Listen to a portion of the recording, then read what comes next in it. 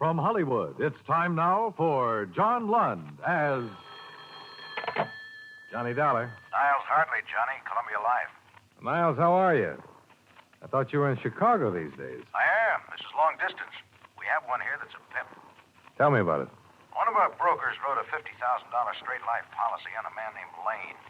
Mr. Lane up and dropped dead a couple of days ago. Uh-huh. And you'll never guess why. Why? He starved to death. What? Honest. He died of malnutrition. A man could afford to buy that much life insurance, but he couldn't buy himself a hamburger? Interested? Very. Get yourself an airplane, boy. I'll be waiting for you.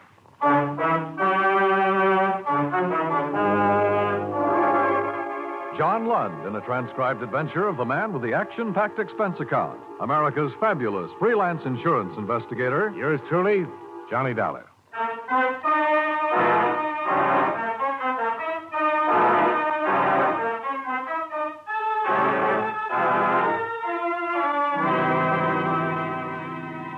Expense account submitted by Special Investigator Johnny Dollar to the Columbia Life and Accident Insurance Company, Meston Building, Chicago, Illinois. The following is an accounting of expenditures during my investigation of the Chicago fraud matter. Expense account item 1, $78.13. Plane fare and incidentals, Hartford to Chicago. I had breakfast at the airport, took the limousine into town, found a hotel room, then checked in with Niles Hartley at the claims division. Chicago's blustery climate seemed to agree with him. He was a little bigger than I remembered, a little ruddier, but efficient as ever. I wrote a special delivery to the Insurance Commission in Springfield this morning. Explained we were holding up payment pending a routine investigation of the claim. Uh-huh. But the faster we move on this, the better off we'll be, Johnny. They're going to ask questions, and we'll have to get ourselves some answers. They asked any yet? No, but the beneficiary is Lane's sister. Her name is Lydia Staley. She's called them, and she's called us a couple of times wanting to know what's what. Tough. She could be, I guess. She has money of her own, some influence, and so on. A lot of money? Trust stuff. Very comfortably fixed. But she's pretty upset by the whole business. You see, I had to stick my horn in right away and request the coroner to hold the body until we got something done. How so? Lane died on the street with no identification on him. By the time they did find out who he was, a routine PM had already been performed to determine cause. The county was going to bury him. With $50,000 worth of insurance? Yeah. Now, the first thing that occurred to me when I saw this report was that it might not be Lane at all. Besides the malnutrition, here are these findings. Chronic heart condition. Lung history. Debility. Certainly doesn't sound like anybody we'd insure. Well, Lane took a physical before the policy was issued, didn't he? Yeah, sure. Uh-huh. Here's a copy of it. He was 100% okay then. How could he pass it with all these things wrong with him? Good question, Johnny. Like to find the answer? Yeah. What's that doctor's name? Dr. Walter Unger, Suite 1932, Michigan Building. Expense account item 2, $3.50.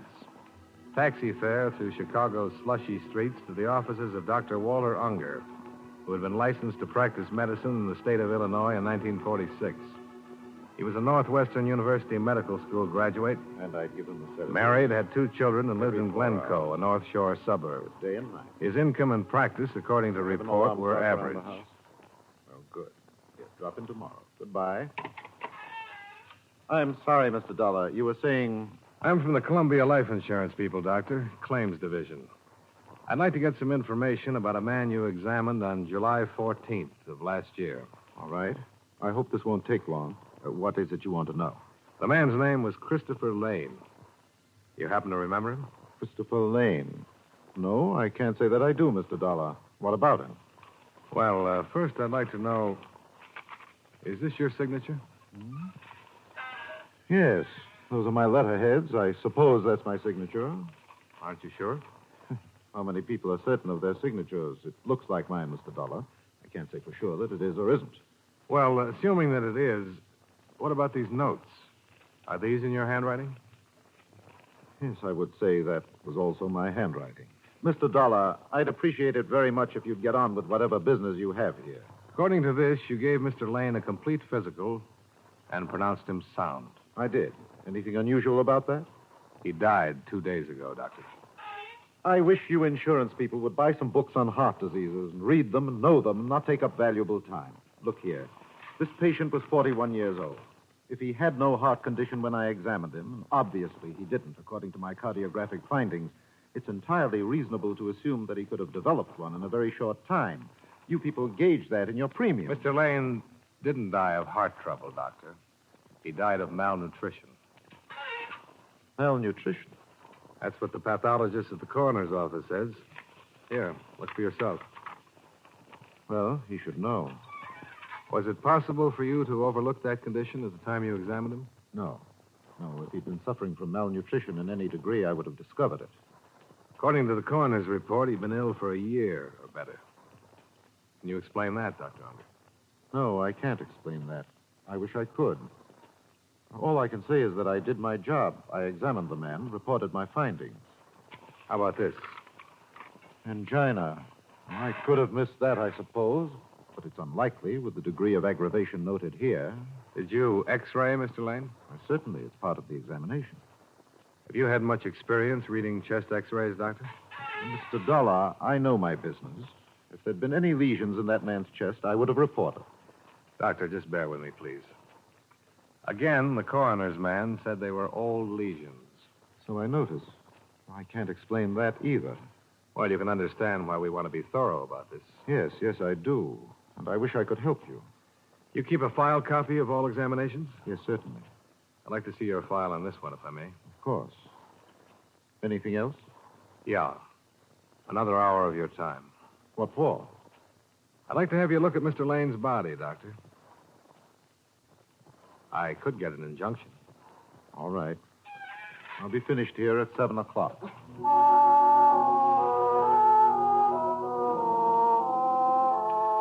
Expense account item 3, $6.50. More cab fare. To and from City Morgue. Dr. Unger viewed the mortal remains of Christopher Lane and was unable to state definitely whether he'd ever seen the man.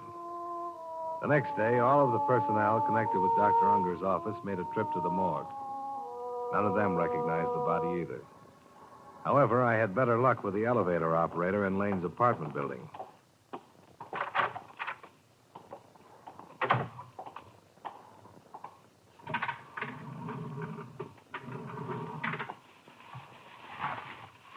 Oh.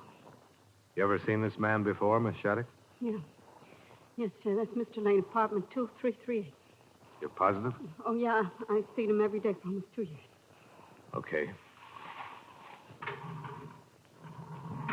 Want to smoke? I want to get out of here. Sure. I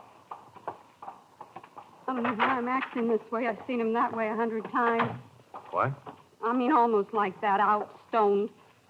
Only I guess it's because I knew he was just drunk then, not dead. Oh, I see. Well, he was crazy. Was he? Yeah, carrying on the way he did. Oh, feels good to be out here again, cold enough. Yeah. I'll take that smoke now, Mr. Dollar. Oh, sure.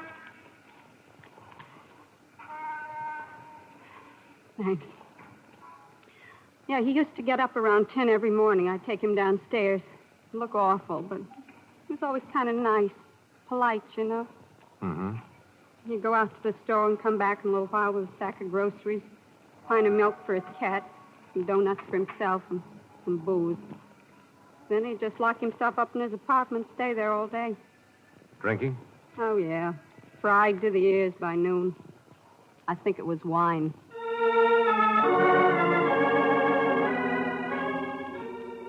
The janitor and the maid, as well as the doorman and the desk clerk, further verified the fact that Lane had been drinking heavily for better than 18 months prior to his death. No one seemed to know why, not even his sister. She turned out to be a woman of 30 or more, well-tailored, well-groomed, and bad-mannered. I wish you'd take your briefcase and get out of here, Mr. Dollar. I'm sorry you feel that way, Mrs. Staley. Chris drank himself to death. I don't know why. I just know he did it. He's dead. He named me his beneficiary. Now, why don't you pay me what you owe me? We will, Mrs. Staley, if the circumstances are right. So far, we have a reasonable doubt. Oh. And this investigation is for your benefit as much as it is ours. What do you mean by that? When we've satisfied ourselves one way or the other, your claim can be settled. Well, what is it you want to know? I haven't seen my brother in over a year. I can't tell you anything about him. Were you on good terms with him? Of course I was. Left me his insurance money, didn't he? Understand you're a widow, Mrs. Staley? I don't see what bearing Do you that have any has- dependents? No children, if that's what you mean. And the insurance money would have gone to you alone? Let me correct you. The money will come to me alone. I don't know what you people think you can do trying to weasel out of this, but I've already spoken with my attorneys, and they've advised me to sue for an immediate settlement. Are they aware of the facts of this matter? They certainly are. And they still advise you to bring suit? They certainly did. Well, perhaps I can save you some fees and them some time. Who are your lawyers, Mrs. Staley? Never mind. You'll find out soon enough. All right. I'll tell you what I'd tell them.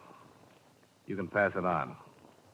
Your brother could have died quietly in his bed one night, and any doctor would have pronounced him a heart failure, and your claim would have been good.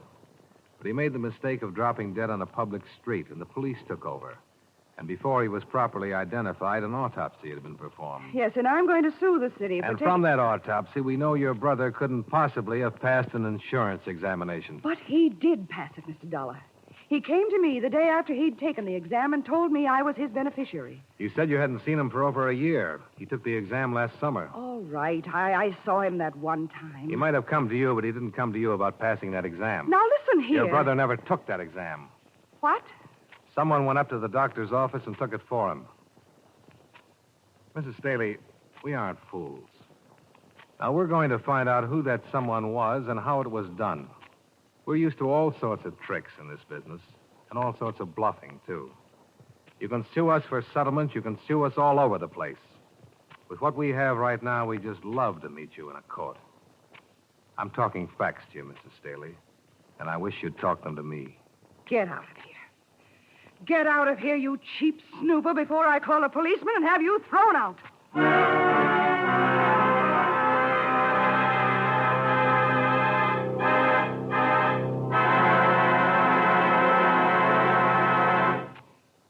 We'll return to yours truly, Johnny Dollar, in just a moment. Out of the jungles and into your homes comes Tarzan every Saturday night on CBS Radio. Yes, in the comfort of your own radio side, you can enjoy the fascinating experiences of the man whose friends are jungle beasts, whose power and cunning have been developed to an astonishing degree by dangerous environment. Tomorrow night, on most of these same stations, don't miss Tarzan on CBS Radio.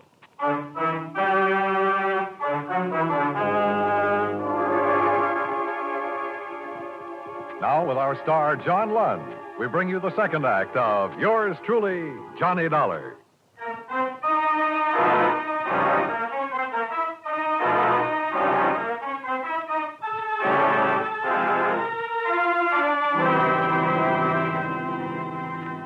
I started the case with an autopsy report and a dead man who should never have been insured. The doctor who examined him and passed him couldn't explain why. His sister, the beneficiary, explained even less. I left her under the surveillance of a leg man provided by Niles Hartley and decided to talk with the insurance broker who'd written up the policy. His name was Rutherford, and he looked insurance from the top of his iron gray hair to the tips of his highly polished brown shoes.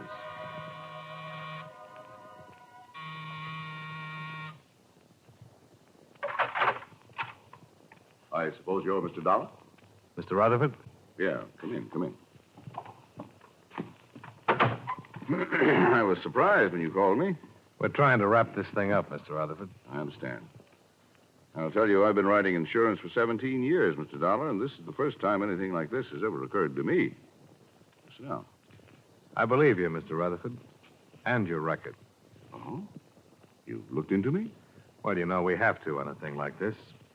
Just a matter of routine checking. Yeah. I'm here to find out all I can about the circumstances under which you sold the policy to Mr. Lane. Mm-hmm. He was a bachelor. He lived in a fairly nice apartment on the Gold Coast. No dependents. I'd like to know what made him a prospect. Well, actually, it's more of a personal thing, I suppose. Mrs. Rutherford and I were interested in buying a home in Wilmette a couple of years ago. It was one we liked on Sheridan Road. The agent happened to be this man, Lane. That's how we became acquainted. Oh. Lane was in the real estate business, on and off. Actually, he didn't really have to work for a living at all. He had a fairly comfortable income from trusts set up by his father. Did he do very well in real estate? Well, I don't really think so. I don't think he worked hard at it. You met him when you were out to buy a house. Did you buy it? No. My wife died suddenly, and I had no need to buy a house. But he bought insurance from you. Yes, eventually. You say this was a couple of years ago. Mm-hmm. Did you try to sell him right away? Oh, I don't recall. I called him now and then, had him over for dinner. I was surprised, frankly, when he decided to buy. Uh-huh. What kind of a man was he? What do you mean? Well, your opinion, Mr. Rutherford. Well, just a client, Mr. Dollar. I treated him the same as any other client. How did he look? Hmm? Oh, pale, thin, healthy, emaciated. What? He looked fine to me. I noticed you arranged for the examination. Yes. How well do you know Dr. Unger? Just slightly. You know, the physician is supposed to be an impartial third party, and when a client has to be examined by a physician, I send him to Dr. Unger, that's all. I get a Christmas card from him every year. Mm-hmm. I see. You say you had Lane over for dinner a few times. Yes, when my wife was alive. Did he drink much on those occasions? I don't recall. Why? His malnutrition resulted from an alcoholic condition. All drinking, no eating. Lane, an alcoholic? He sure was. Had been for years. Can I use your phone? Yeah, help us out.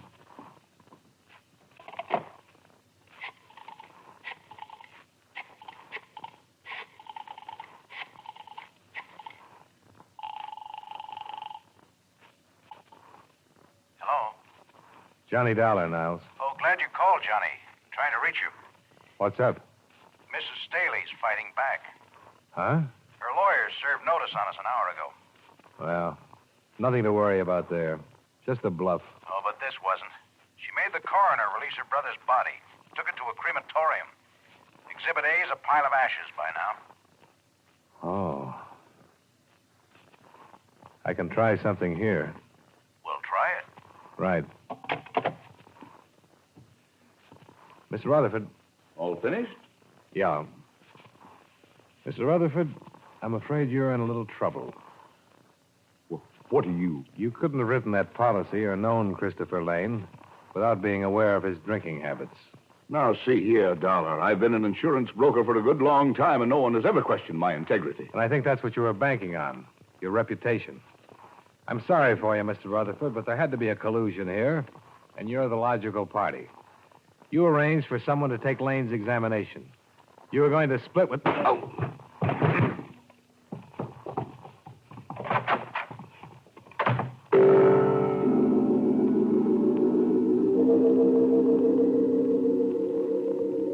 In the 3 minutes it took me to get my breath inside of me and my feet under me, he was well away and out of sight. I used his telephone a second time.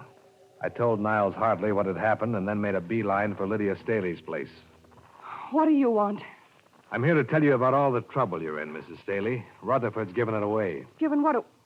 What are you talking about? About an insurance policy that was written up and issued in your brother's name under fraudulent circumstances. You're the one who stood to gain most, but you had to have help to pull it off. Rutherford helped you. I don't know anybody named Rutherford. Now, look here, No, you look here. Rutherford just slugged me and beat it, but he isn't going to run far. Principally because he doesn't know how to run. He'll cool off, and he'll begin thinking about all this business in a new light. A few minutes ago, it dawned on him what he'd done. He'd kicked his whole lifetime right out the window.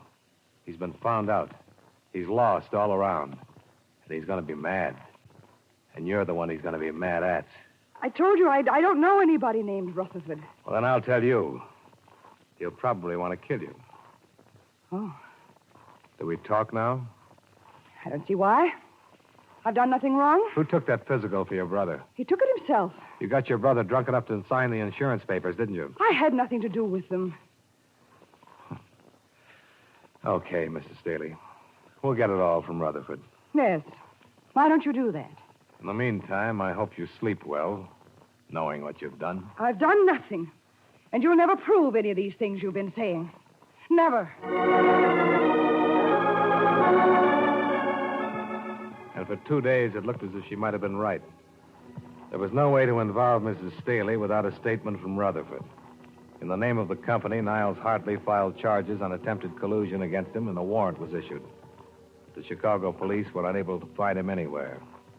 His apartment was watched 24 hours a day, as well as Mrs. Staley's residence. The case was stalemated. We couldn't locate Rutherford, but he found us. Johnny Dollar, This is Earl Rutherford. where are you? Never mind. Dollar, they all know about me around Niles' office, huh? Just Niles and me. I'd like to explain some things to you so you can pass them on to Niles. I'd like him to know why I did it, and, before I leave town. You won't get far. There's a warrant out for you. I can get away, all right. Rutherford, Columbia doesn't want to prosecute you on these charges. The notoriety would be bad for them. If you'd make a statement, sign it, I think I could talk them into dropping the whole matter. Maybe we'd better get together. Come on over. No, I'll meet you at the Dearborn entrance to the Drummond. 15 minutes? I'll be there. Right.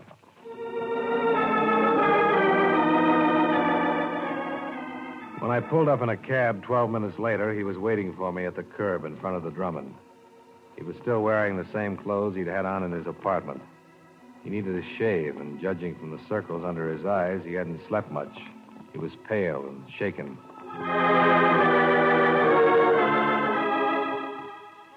Expense account item 4, 51 cents. Coffee and donuts for both of us.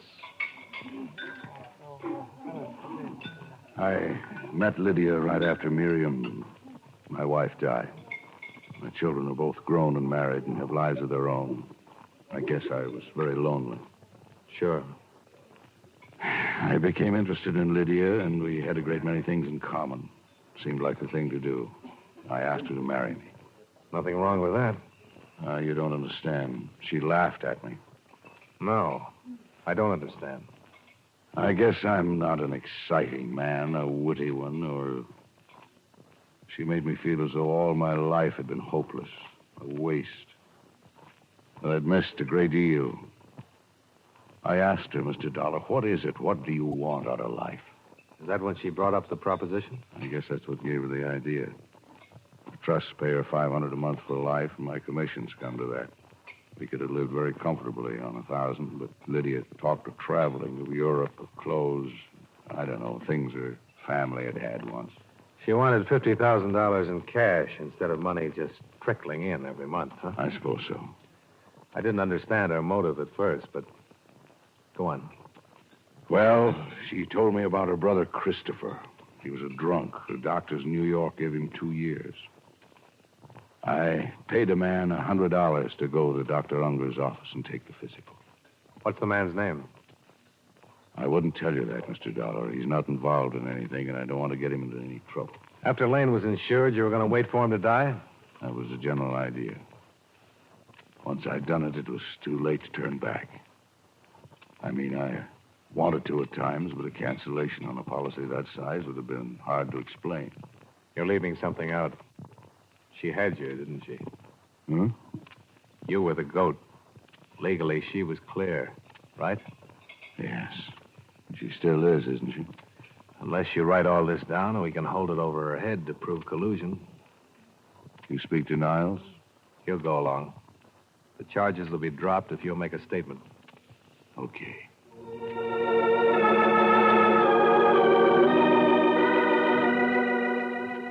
Enclosed, find notarized statement of Earl Rutherford explaining his part in the attempted collusion regarding policy 678JN23L. True to his word, Niles Hartley dropped charges against Rutherford upon receipt of the enclosed. Rutherford settled his affairs and left Chicago the following day.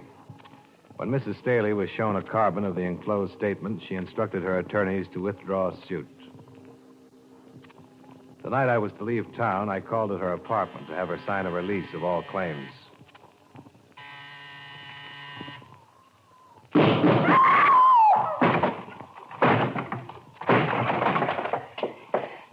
Help me, Mr. Dollar. Which way did he go? Help me. Please, help me.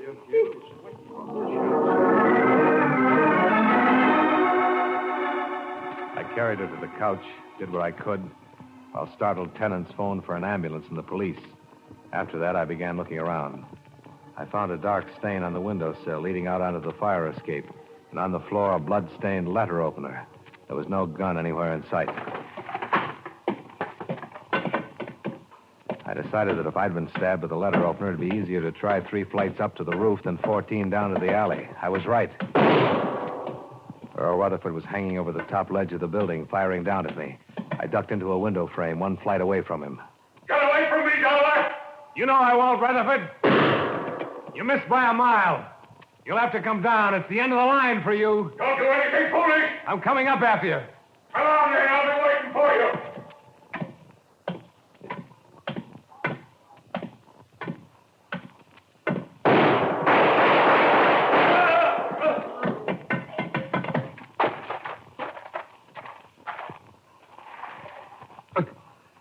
Good shot, Dollar. Can you walk? No. Why did you do it, Rutherford? You were clear. You were free. You didn't have to... I didn't tell it all, Dollar. She told me tonight. Laughed at me. Said she was planning to run away with someone else when she got the insurance money. Oh, I see. She just used me all along.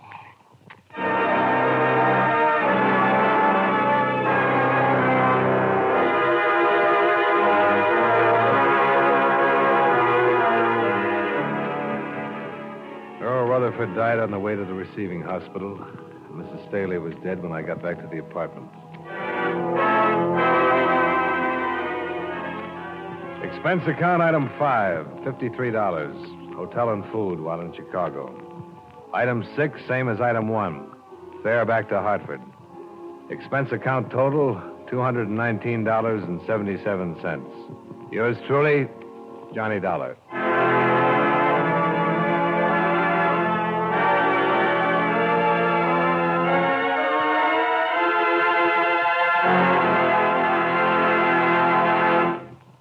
Yours truly, Johnny Dollar, stars John Lund in the title role and was written by E. Jack Newman with music by Eddie Dunstetter. John Lund can currently be seen in the Universal International picture Just Across the Street. Featured in tonight's cast were Jack Moyles, Edgar Barrier, Peggy Weber, Mary Lansing, and John McIntyre.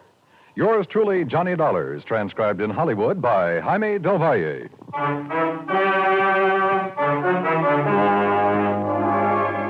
This is Dan Cumberly, inviting you to join us next week at this time when John Lund returns as... Yours truly, Johnny Dollar.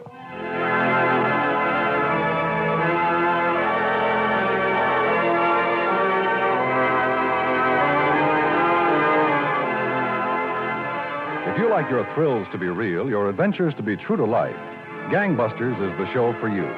Every Saturday night, most of these same CBS radio stations bring you Gangbusters, full of action, bravery, and realistic excitement. Listen for new thrills on Gangbusters, straight out of life, every Saturday night on CBS Radio. America now listens to 105 million radio sets and listens most to the CBS Radio Network.